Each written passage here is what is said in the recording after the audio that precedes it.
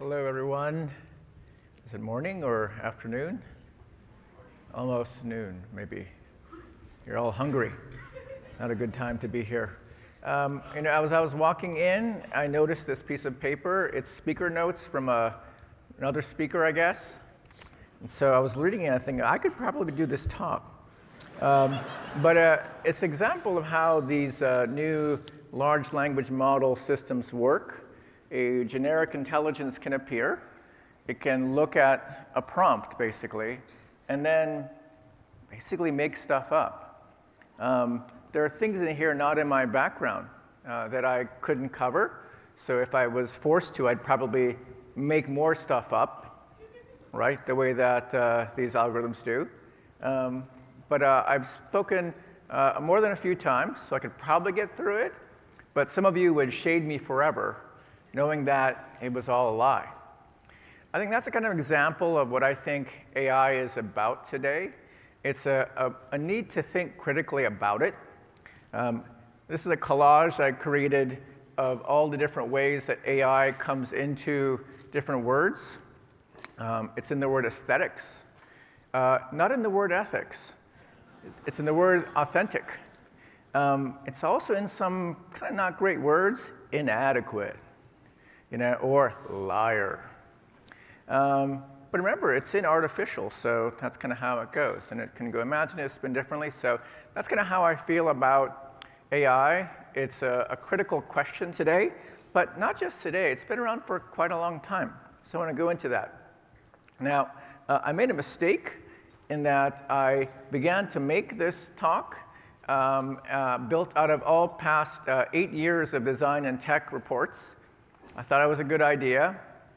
I went through the whole thing, and then I realized I don't think anybody wants to listen to that because it's kind of like telling you a story to get to a conclusion. So I thought I'd flip it, so those who have to go early to an awesome steak lunch or something can go. And for those who want to stay longer, we'll use the extra time, and maybe I'll put the rest on some kind of video channel later. So I've got the useful stuff for right now section. That I think will take the whole time. And we have a Q&A thing, so you can always sort of bring up questions. Does this sound OK? OK, let's do it. All right. OK, so may not get there. Sorry. OK, so first off, I've been thinking a lot about computation, but from someone who really probably shouldn't have discovered computation. I grew up on the south side of Seattle, which to people on the East Coast and Midwest think like, big deal. South Seattle, it's not that bad. Well, it's bad in Seattle. I grew up there, and because of the civil rights movement, I am the result of what was called the desegregation of busing in Seattle, which took kids from southern part of Seattle, the part where schools were not great, and bused us all the way up to the north side of Seattle, where the richer people were. And I got to have a school that had nicer books and things like that. But I also encountered a computer when I was in 7th grade. And if I hadn't encountered the computer, I probably wouldn't have gone this track. So I just want to note that we all are part of this journey of accidents.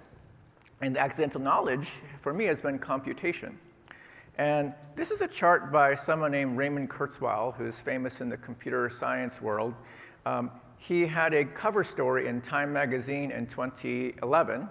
And he showed this chart. This is my sort of a more hand rendition of the chart. But what it is on the horizontal axis is time. And on the vertical axis is the power of computation. So on the left-hand side, you have computers as not powerful at all and getting more powerful because of the Moore's law impact. And in 2000, people believed that computers became smarter than at least an insect. And in 2010 is when this chart came out, 2011, a Time article. And he predicted in 2015 the computer would be relatively equivalent to a rodent. And sure enough, in 2015, that actually happened, or there was a scientific paper on it that was kind of interesting. He also said in 2023 it would approach the intelligence of a person. So now people are kind of like wondering, like, whoa, what's happening? And then he predicted in 2045 the computer would be smarter than every human being on the planet. And we're like, whoa, right? So anyways, that's like, funny talk, but you want to wonder like how it relates to now. So I've been thinking a lot about this rodent to human. That's this year. And then like 2045, ooh, ominous. So this kind of ominous feeling you may be feeling right now, because I think of when everyone's saying like, oh my gosh, this ChatGPT thing came out of nowhere. Where'd it come from? I describe it like the ketchup bottle made out of glass. Those of you who remember before this advanced technology for squeezing ketchup came along. Do you remember? It's glass ketchup bottle. See some nodding. Some of you younger people may have no idea what I'm talking about. But it used to be you had this glass ketchup bottle, and it was really hard to get the ketchup out of the bottle. You'd like, knife, come on, and then you're like, French fries, gotta eat them. No ketchup? Maybe, no, need ketchup. And so you'd ultimately like go too far, and the ketchup would come all out, and like, oh no, all that ketchup. That's kind of the moment we're feeling right now. And like, oh my gosh, all that GPT came out just now. Because it's a Moore's law quality, the doubling of things. And so my favorite example is this example from an old British riddle. It goes like this. There's a pond, and the pond has lily pads on it. There's a biologist who lives next to the pond, and she wants to run an experiment. So she clears the pond of lily pads, and she plants a certain kind of lily pad that doubles overnight. So she plants one lily pad, and it becomes 2 the next night. It becomes 4 the next night. It becomes 8 the next night. And so the riddle goes, in 30 days, the pond is completely filled with lily pads. So on what day was it half full of lily pads? And so if you use linear thinking for this question, the answer is obvious. It's like half of 30. It's day 15 and when it was half full. But if you use exponential thinking, it was actually on the 29th. So that's kind of like the ketchup coming out of the bottle. It's like it's already been kind of about to come out, and it was doubling. It just doubled a lot. So what I've gathered is recent things that I've been thinking about in the large language model AI space, built on basically the past few decades kind of scratching my head about this. So that's where we're going to go. That way, I think you can feel more comfortable. Now, I've been making these reports now for 9 years. I don't know why, but I think it's because I like to try to remember, and I'm like the man in Memento movie where you can't remember anything. So I just take notes every year out loud. There are several factions online that hate my reports, and I say hello to you. Because I'm not trying to, I'm just thinking. So for those of you who want to think with me, come along with me. For those who don't, you can always like press back. Okay, so on the right-hand side, I built a navigation of all the past reports and like, oh, I think I said it back then. So in the second report in 2016, I was trying to understand design in the context of the tech industry when I was at Kleiner Perkins Venture Capital. And I realized the word design had too many meanings to business people. So I described design as 3 kinds of design. One was for the classical physical world. It's like this jacket by Issey Miyake. It's interesting. It's a physically designed object. Or some of you have great glasses. And that's a real kind of design we care about. Then there's the organizational world. Large organizations tend to have a problem agreeing on things. And so design thinking emerged as a kind of way to market basically workshops. And they're good workshops, mind you, because they kind of break apart sort of silos in a sense, and sort of creates possibility for yes, we can energy. And then I wanted to describe something called computational design, which most people kind of looked at me and said, that doesn't exist. I don't know what that is. And so I spent 6 years writing a book about it called How to Speak Machine, because I realized it's about how to speak machine. You know, like how some designers can write code, or some even business people can write code, or some coders can do design, and there are people that don't really fit into any good category because they speak machine. Speaking machine turns out to be really hard because you have to understand some kind of mathematical process-based thinking. What's very interesting now with large language model AI is perhaps for the first time, you don't have to be good at that kind of thinking to tell the computer what to do, which is pretty interesting. And so the book, How to Speak Machines, actually moral is the problem isn't how to speak machine, it's how to speak human. And that's a question we're going to have to figure out to teach the human how to do that, because it's pretty hard to speak human, okay, even for humans. So in 2018, I began to link computational design to artificial intelligence because I was like, okay, the two are connected. It's like the Oreo cookie. You got the cookies and the cream. And I want to note the work of Martin Wattenberg and Fernando Viegas, who did their work since they were at IBM. They went on to Google. If you look at their work online, you'll see for how long they've been thinking about the space of computation from their TensorFlow work, and now they're in academia, so they're doing both that industry and academia, but their work really kind of lays out a path for the most advanced kind of thinking in computational design and AI. And in 2018, I was trying to help the theme of conversational design move into the foreground.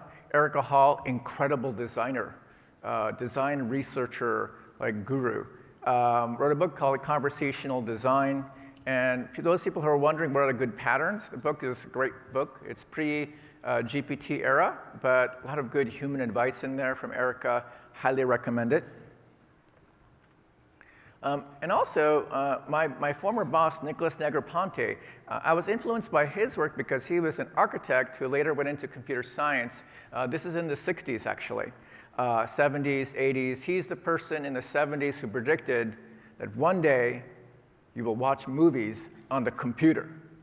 Everyone laughed at him. But it turned out he was right. And Nicholas wrote this, and I refound it recently, and I want to read it with you. But it says, imagine a machine that can follow your design methodology and at the same time discern and assimilate your conversational idiosyncrasy. The same machine, after observing your behavior, could build a predictive model of your conversational performance. Such a machine could then reinforce the dialogue by using a predictive model to respond to you in a manner that is in rhythm with your personal behavior and conversational idiosyncrasies. Sounds like 95% correct. And that's from 1967.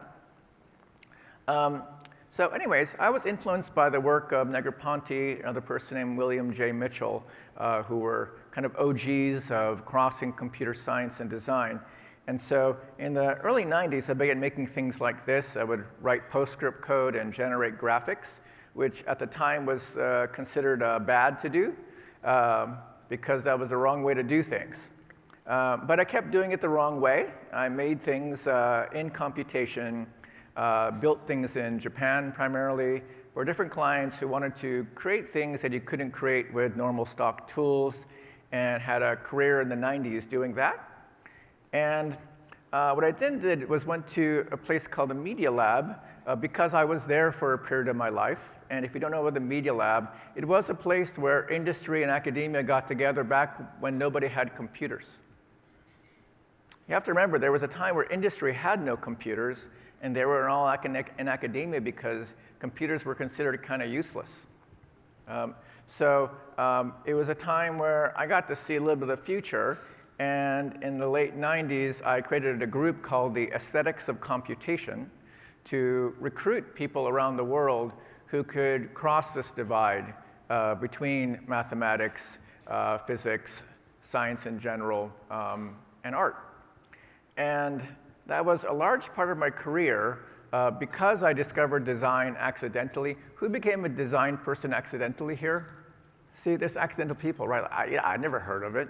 Because I grew up as an MIT-style engineer, super nerd. I found this book by Paul Rand in the MIT library. And so years later, when I got my job at MIT as a professor, I invited Paul Rand to speak. And this was in 1996. And I remember going to his house, and then he was like 82 years old, so he was like super Yoda form. And I was like, whoa, I bow to you, And gave me all kind of really good advice, It's that awkward thing where you visit someone's house in the morning, and you don't expect to stay for long. You didn't bring like a snack or anything. That option, like, oh no, I'm getting hungry. What do I do? I'm a guest. What do I eat? Anyways, he kind of came out with a sandwich, and he gave me like a bologna sandwich with a nectarine. And as he handed it to me, he said, I don't make sandwiches for everyone. So it's like,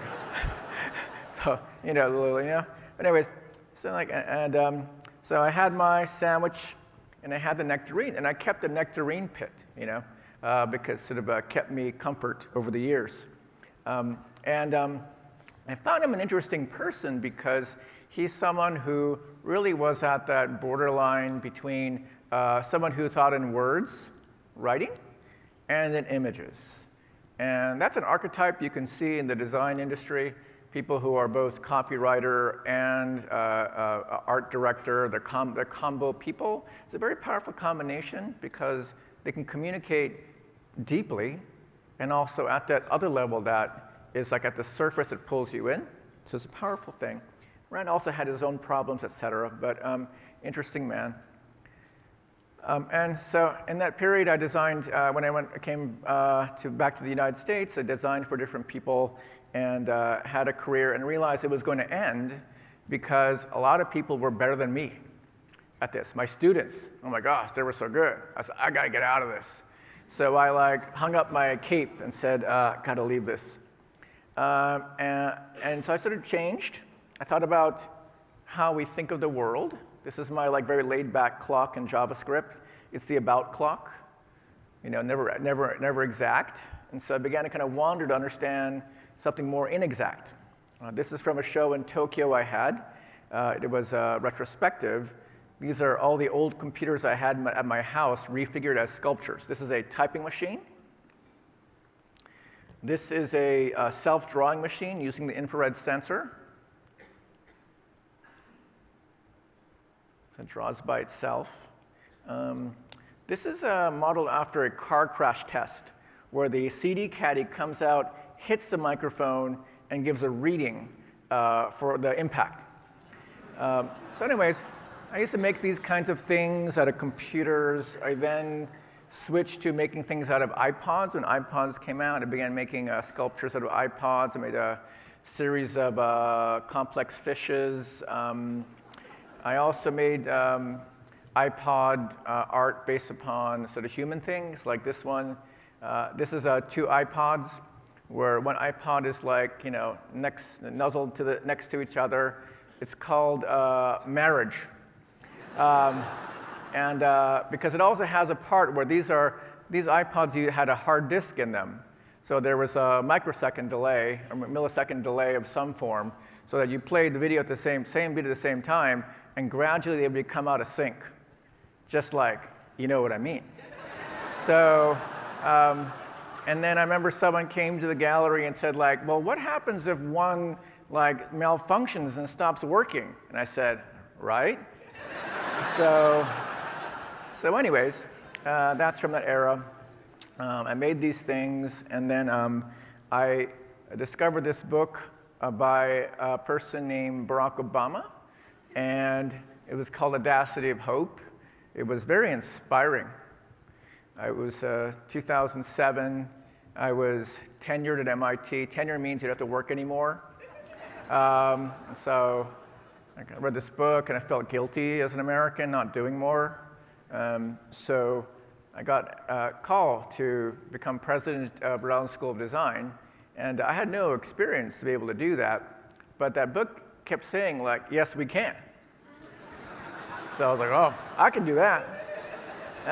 So did that, and it was a wonderful period of my time getting back to the hand. The hand is a powerful thing. The hand, the mind, the heart working together can create extraordinary things. So I would walk around the workshops at night, sort of seeing people of all ages working, creating, making. And I loved visiting the freshmen because the freshmen would all have this foundations course where they would do charcoal drawing. And the charcoal drawing, it's like at 10 p.m. and they're like charcoal drawing, and I'm like looking at their hands and like, oh, wow, your hands are dirty. And someone says, that ain't dirty. It's like, look at her. It's like, all over here. That's dirty. That's good. So I began to realize that the dirty hands kind of really has a significance of integrity, making, it's evidence of being. And I learned to really love how our interaction with the world, when it's grounded in ourselves and the relationships to others, becomes something quite extraordinary. I also began lobbying for the arts in America because I realized that I would visit art schools across the country, art classes across the country, and discovered that they had no classrooms because of STEM initiatives. STEM was prioritizing science over art, so the art teachers were losing their classrooms to the chemistry courses. And so I began going to Washington to lobby in Congress to question the power of STEM, which I'm a STEM person, but ask how can we add art to STEM, calling it STEAM. And so I spent 3 years doing that, and a very happy moment happened in Congress where it became one of those H whatever things.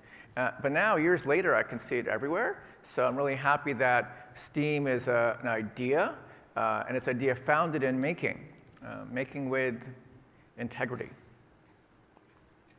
So that's just to give you a sense of myself. You may not know me, so that was an attempt to explain to you that I've done a variety of things, but it doesn't matter, because what matters most is what you do right now. So I'm going to give you the summary up front, because I always end on time.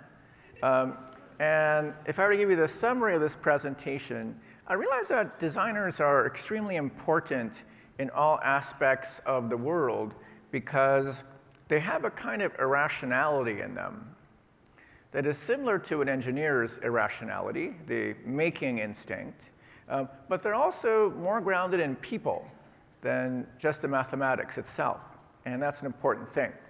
And also, design's evolved a lot in the last 10 years. It's become much more business savvy, scale savvy, which is great. There are incredible leaders out there who can speak multiple languages. And the reality, though, is that speaking machine is going to be even more important, and that's this artificial intelligence as a kind of a word to swap it with. I was going to spend more time on this topic that I found of the aesthetics of ethics, but I discovered that I had more pressing things to share with you today, which is some of you don't need this talk I'm going to give to you because you're already experts in large language model AI. I bow to you. but this is my knowledge that I've gathered over the last half year, sort of compressed into a short presentation that I hope when you leave here, you'll be more curious about this stuff because it's very interesting. Okay, so useful stuff. The thing is that I understand this stuff better than average because I lived through it. Some of you didn't do that. So this is a prompt to you all to catch up very quickly with me as I've caught myself up. I have a survey every year where I poll the internet anonymously, and I've been super busy with all this GPT stuff, so I haven't been able to do it as much. But I want to thank the people who signed in and left notes to me. And I'll keep these notes somewhere online so you can click on them yourself. But I did ask, how people feel about will all this GPT stuff change the profession of design? And on the average, people will say, yeah, probably it will. But there are a few who say, like, no way. And I say, well done, because we still don't know. That's the interesting part of this stuff, right? The future, is it here yet? Secondly, a lot of people are impacted by the tech layoffs. That's a continual thing we see right now.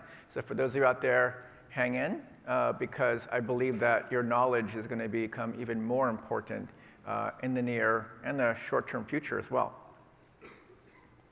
I gathered a list of what are the prominent tools out there to know about. I thought it was kind of obvious that some of the tools we know already, the Adobe tools, Figma tools, are getting upgraded. I liked how no one can remember is it ChatGPT or is it ChatGDP or ChatGPT, but it doesn't matter, right? Because it's kind of almost right, and it can autocorrect. I also asked, like, what are obscure things that you haven't heard of? And that's kind of a little unfair, because like, it just shows how, like, I don't know it. So if you already know it, I got a list of all the obscure things out there as design AI tools. I found everything from a Pokemon generator. Whoa, that was cool. You give it a prompt. I typed in Brad Pitt. Oh my gosh, Brad Pitt is Pokemon. So, but the one in blue is interesting. It's Pinecone. It's a vector database. For those of you who are in this space, you're becoming aware of vector databases. Super important topic, and I'll get into why in a second. Okay, so to understand why I'm interested in foundation models, it's because it's how I began to understand design. So this is like, wow, it's like 20, 30, I forgot, I can't count anymore. 1992, I was in Kyoto and talking with a curator of like modern design. And he said that he had just spoken with one of the last great Maeda carpenters who were able to build these incredible temple structures in the Kyoto Nara area. These wooden temples, have you seen them before? They're like old and beautiful, of course. And he asked this person, like, you know, how is it that these buildings stand for centuries, whereas most buildings can stand for only 30, 40 years? And the carpenter said back to him, kind of like, you know, kind of guru-like, what do you think is the reason why? And so his response is, well, it must be the architecture. And he laughed back and said, no, it's actually very easy. All we do, the Maeda, we go to the mountain, and we go to the south side of the mountain and bring trees from the south side and use them for the southern faces of the temple. And then we go to the other sides of the mountain and just bring the trees and use them on all four sides. And that's our method. And so that always stayed with me, because it's a kind of parable for how, you know, anything that you enjoy is built upon great materials. Like, who here is a cook, a chef? People cook? No one cooks here at South by Southwest. Oh, so you cook. Thank you. Thank you, you cook. Well, if you cook, you realize if you've got like rotten radishes and like bad carrots and like brown lettuce, you're not going to make a good salad, even if you're like Wolfgang Puck or whatever. You need good materials. So I think the moral of the story always in making something is you need good materials. Same we need on a team, we need good people. So for me, I've always realized, because of that story that I received, was that design really isn't about design. It's about the materials you select. Sort of modernist thinking in a way, but it really translates to everything. Because in this new age of pre-trained foundation models, this is a terrific paper from actually February 2023. It's a comprehensive history, and wow. Okay, so like, so you see here all the pink? That's the large language models that have been like, think of the pond, lily pads, and the plop, plop, plop, plop, plop, the bigger plops, right? And then there's all these other models that are happening. They are vision models, image processing models, graph models. And the orange one is interesting. The orange one is called unified models, so-called multimodal models that can cross language and images and other domains. And so that's going to get quite interesting. I gathered there's so many acronyms for everything. So what I did is there's a unified I/O, the OFA, the FLAVA, the GATO, the BATE. I put in BB8 there in case you're like, I can trick you. It doesn't exist. But anyways, all these obscure acronyms are out there. And like, what does it mean, you know? But it's pretty cool because they're all models, new materials, new kinds of trees sprouting, which upon we will design different things in the future. You don't need to understand the math, but it's good to understand that these materials are coming. And I'm sure you felt maybe last year like stuff happened really quickly. I know I began a thread on Twitter about generative AI at the same time this article on Sequoia came out. But I remember like this post by Sonia Huang, and then it was on October 17th, and she basically crowdsourced more stuff out there, and this chart got so hard to see, you can't see the logos anymore. And that was in October. So you can just imagine this is like so much more dense as a forest of different people working on top of this new material. And like, I don't know about you, but there's so much content to look at. So I like to kind of zoom back and understand stuff. So there's a figure in that piece. Basically, it's two axes. One is kinds of models, different kind of models, the kind of language models, the vision models, video models, et cetera. And then the horizontal axis is whether it's in the model layer, you know, deep in the forest, the kind of the wood mill, or is it in the app layer, actually a consumer-facing, enterprise-facing. So that kind of helps to kind of like divide things a bit, because you hear all this stuff and you're like, is that useful to me or useful to developers? The second thing that I find important to note is that different models are moving at different speeds.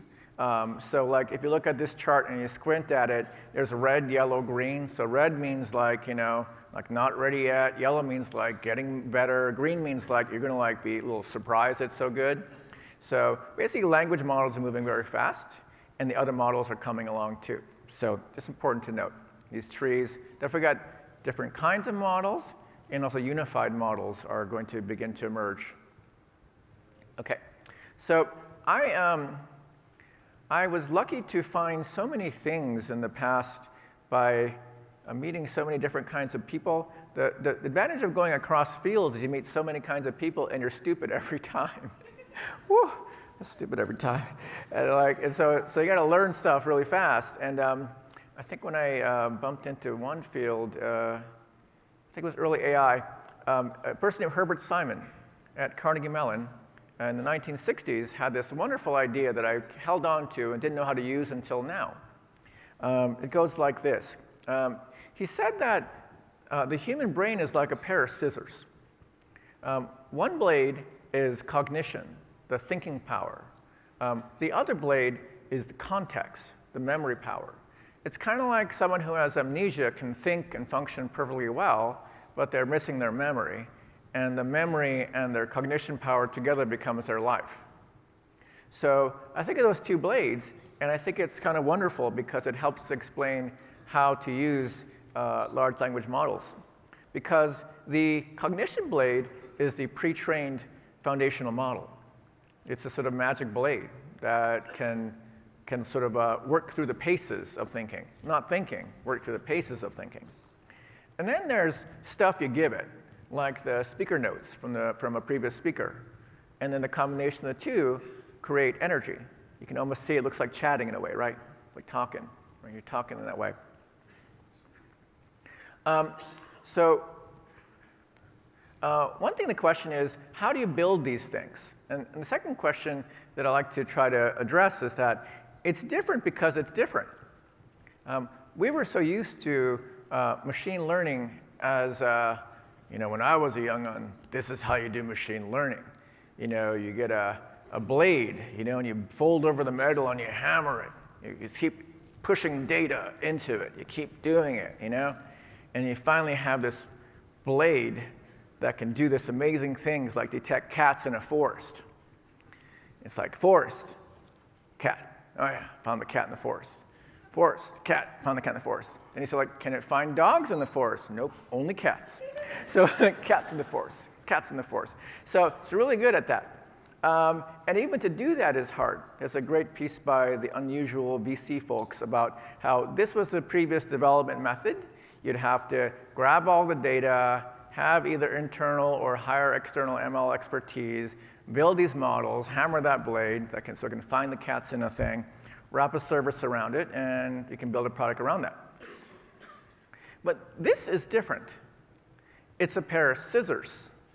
And the pair of scissors is neat, because a pair of scissors comes with one blade, the large language model, and it's easy to use, relatively speaking. And there's a context. It's your prompt and extra memories to give to it. And they're easy and getting easier. And then voila, you have your AI product. Pretty weird. But it's important to note that this other way of doing things is still pretty important. The classical way of machine learning is extremely important because it's good at that one thing. But this other thing is a little different. And it's showing us some possibilities. So I thought I would gather simple prompt engineering tips because I've read every possible list on it, and I'm really confused. I'm not sure about you. So I'm going to give you my orange squeeze juice for you all. And again, could be bad for you, but help me. Here we go. So first off, when you're doing this stuff, you're going to select a model. There's all kinds of models out there, the different brands of model. And if you're in the OpenAI model, I didn't know this at first. This is how slow I am. Ada, Babbage, Curie, Da Vinci, get it? A, B, C, D. Gets super easy, doesn't it? All right, those who didn't know that. It helps, right? Ah, good, not just me. So anyways, Ada is the oldest model, cheapest. Da Vinci, newest, most expensive, et cetera. But that kind of helped me, and also most evolved. OK, next up. You're going to make the prompt. And the prompt is just a wish. It's like a I dream of Genie or something kind of thing. It's like a wish. That's all it is. It's a wish, and you can be good at making the wish or bad at making the wish. It's normal, isn't it? And then you can add in extra context, more detail. There's this phrases used, zero shot, few shot. Zero shot just means you're showing up and saying, go do that.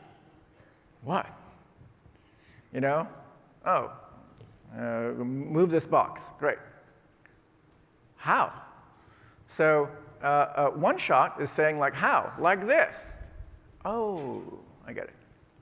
And then few shot is even better. It's like this or like this. And that's helpful to a regular person too, right? You show up and you say go do it. You got to train it a bit, just a little bit, and it does much better. And lastly, you can tune it. The models have little knobs on them, and you can tune them. And just like anything with a knob on it, it depends. So you have to get used to the knob. It's like playing a musical instrument. OK, that's 101. Let's go 201. So now you understand that. 201 is interesting because you're actually doing some kind of engineering, which is a cost efficiency question.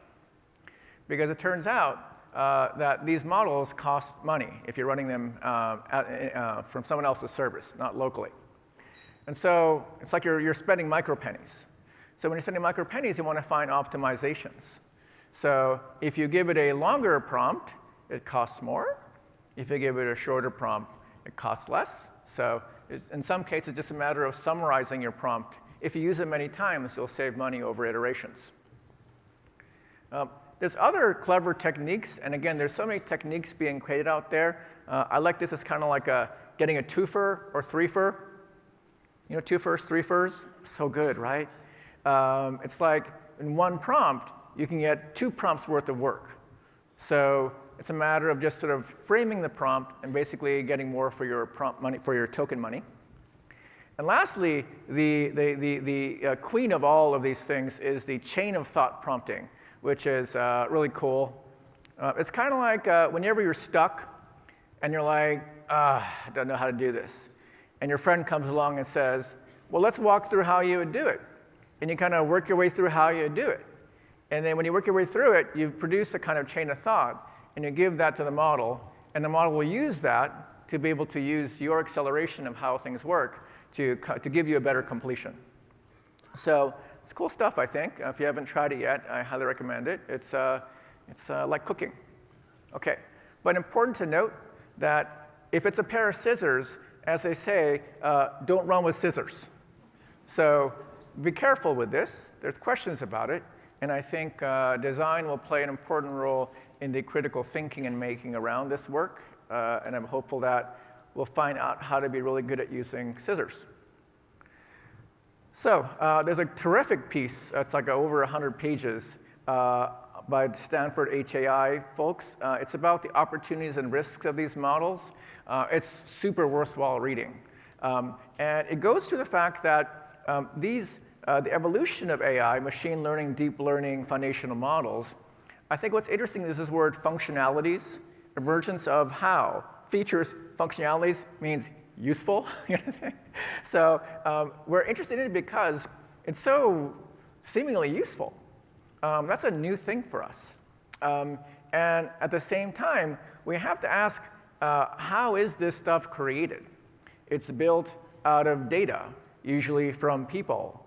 And it's squished down and built into these models. And now what happens is once you've got it, and now you start giving it to other people, you have a people question, a social question. And there's all the security questions attached to it that this paper does an incredible job at doing, so I highly recommend it. But long story short, it's a different thing, different paradigm. It'll have pros and cons, and how we understand those pros and cons is fairly important. OK. So my introduction to AI came in the 1980s. I took an artificial intelligence course back then.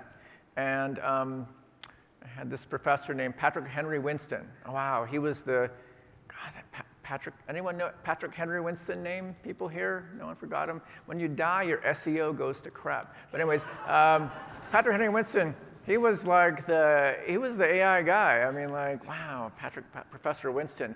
I remember like years later when I was in the faculty at MIT, I remembered walking in the hallways, and there was Professor Winston, like, writing on the chalkboard, something in the hallway. I was like, wow, what's he figuring out? And I said, like, Professor Winston, what are you doing? He said, I'm practicing for my lecture. I was like, oh my gosh, that's like the real deal. I never did that. So that's why I thought, I got to get out of this business, because that's real. So Patrick Winston, amazing. But anyways, I had, as the recitation instructor, Joseph Weizenbaum. And when you're a young person and you're at university, you're like, this old person, I'm bored, not going to listen. At least that was me, because you can tell, bad example.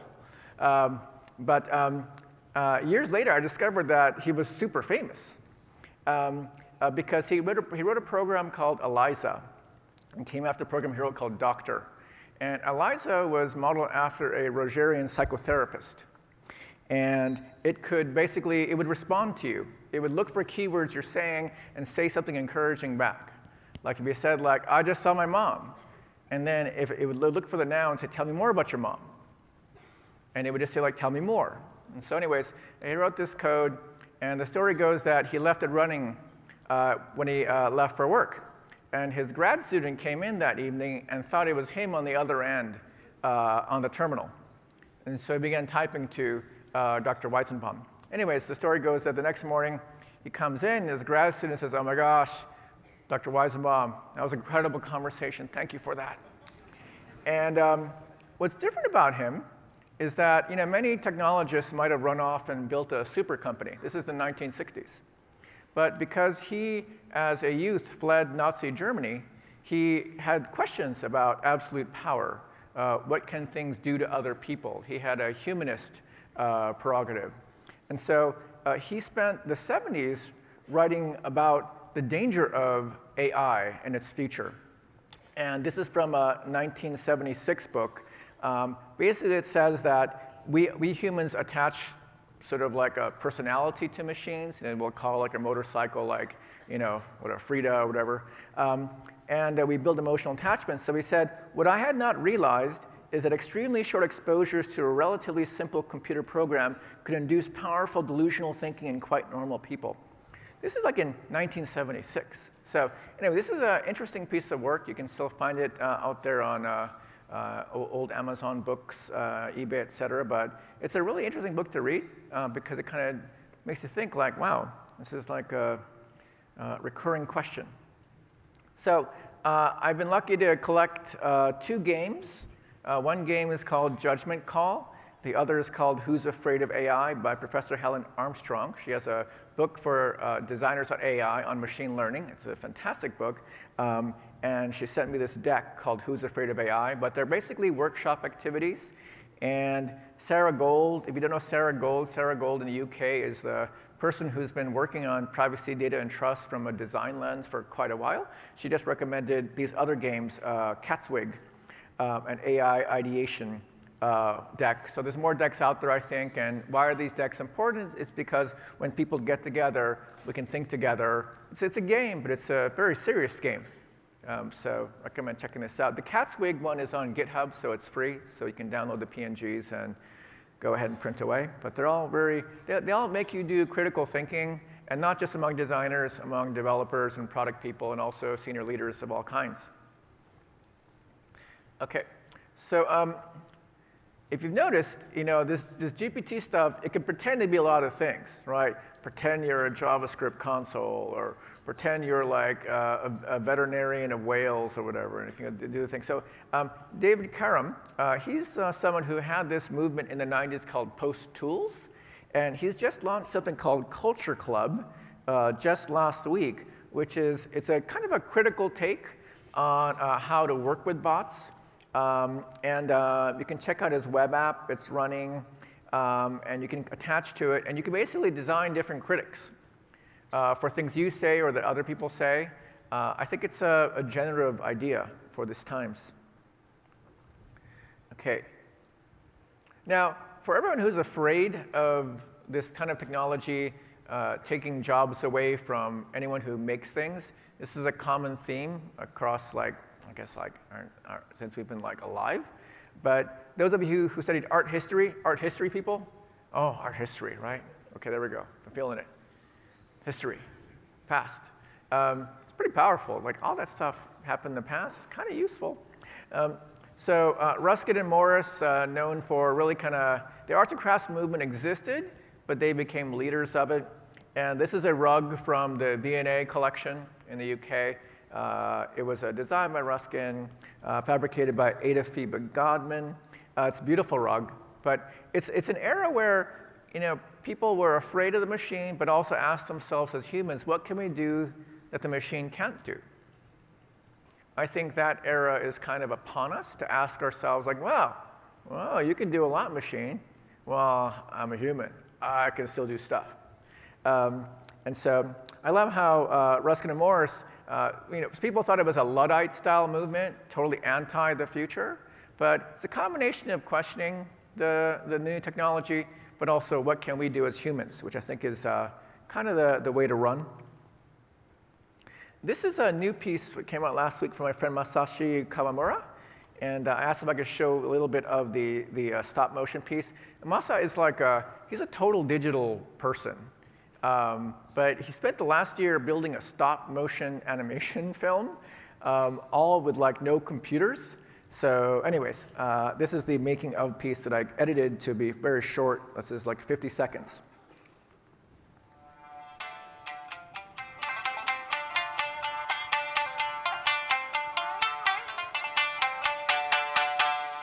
見せたかったのがこの木彫のパペットを使ったストップモーションっていうのがいかにかっこいいのかっていうのと、あとそれでできる限界ギリギリのそのアクションっていうか、やっぱりジャパニメーション×ストップモーションみたいなことを狙いたかったんで、実在したかどうかわからない伝説の木彫職人っていうか大工っていうか、人間を表現してるんだけど木で作ってるよっていうのを出したいと思っている人間と、木で作った人形なんだよ、だから木くずで血が出るんだっていう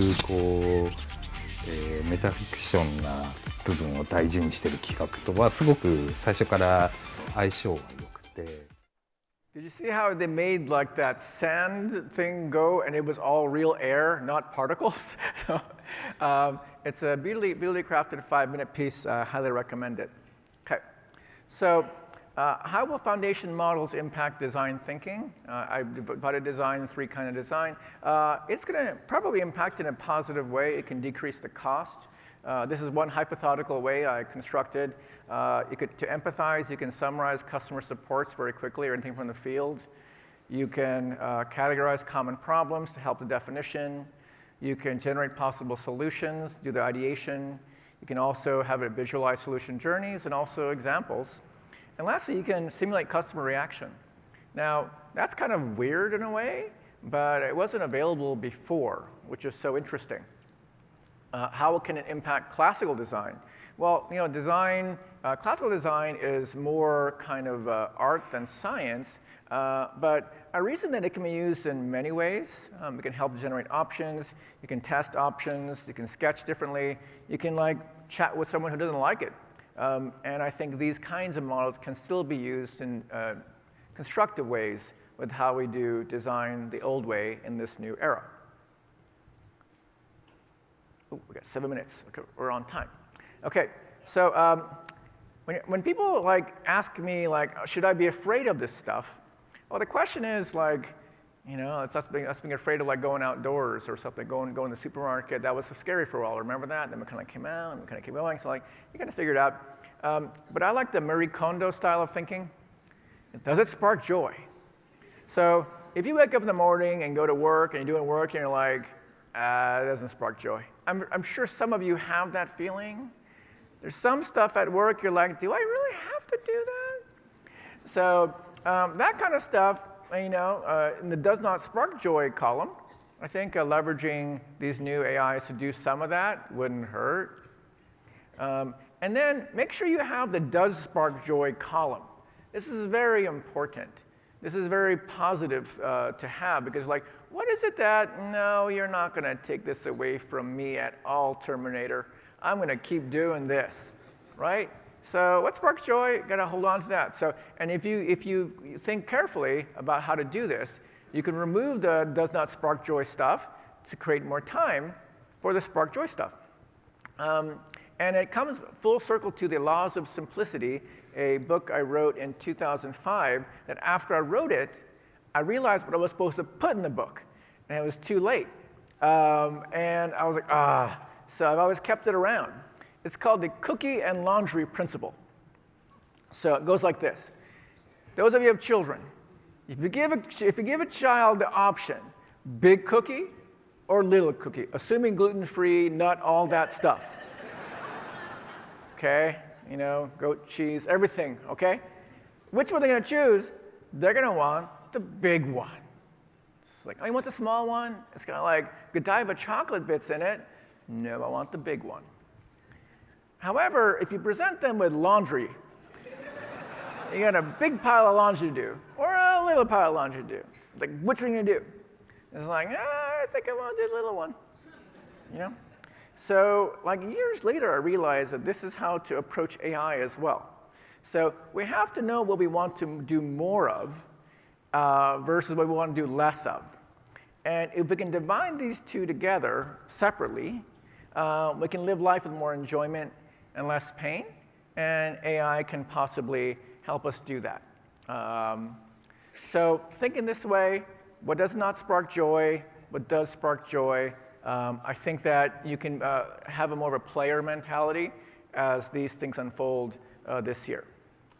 So last note. If this still did not work, because it took me a while to understand a lot of this to the level or the degree that I have right now, which I know just gets worse every day because it keeps changing.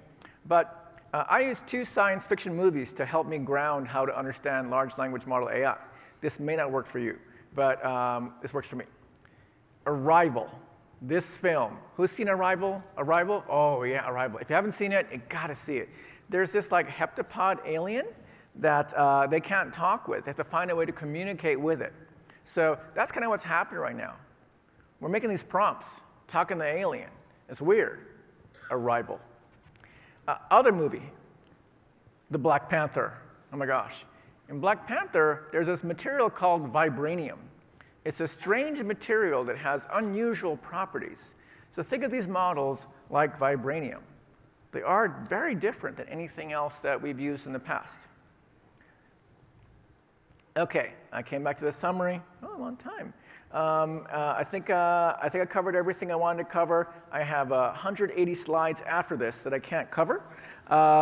So I ended up with 3 minutes and 42 seconds left. And I have questions here from the Slido folks. What's your opinion on how the models will evolve? I don't have an opinion. They're going to keep evolving, sorry. What do you think is the right ratio of thinking about the dangers of dangers? Like I said, think of the cookie versus the laundry question. Does it make a difference in ChatGPT tell if it act as, I don't know. I mean, they're talking to the alien. Which jobs in AI large language model, which jobs will which jobs will these disrupt the most?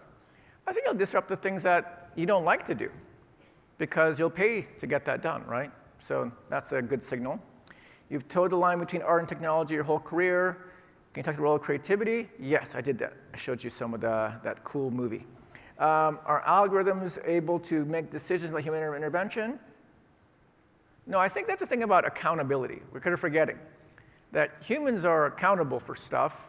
And so if you have a machine doing stuff for you and you're an accountable person, you'll do that, right? Like how many of you have home automations around your house that are dangerous? You shouldn't, right? To other people. You wouldn't do that. So it's an accountability question, I think. It's hard. Can design solve the problem of discriminatory bias in AI? I think it's a question that we have to ask in how to improve these AIs. And I caution folks who are convinced that it will not get solved because then it won't get solved or even addressed. So I think playing a role there is important, so get involved. What are your thoughts on people, other companies, whatever? I don't think about that. How would you recommend learning more and getting up to speed on AI? I did that, hopefully. Will graphic design automation eradicate digital production designers? No. People are always going to love letterpress. Who loves letterpress? Come on. Oh my gosh, I would pay for that, exactly. Is design obsolete? No, design always changes. That's why it's not obsolete. How do we ensure transparency on the biases? Get involved. What would happen if AI was trained on films, movies? They'd talk like me.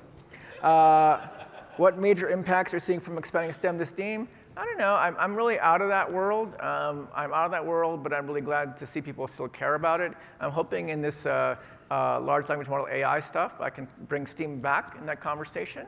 Because do you remember the Steve Jobs crossroads of liberal arts and technology thing? I think that's what's happening right now, and it's up to us to bring that into the foreground. All right, I've got everything. Thank you, everyone, for your attention. 1 minute left.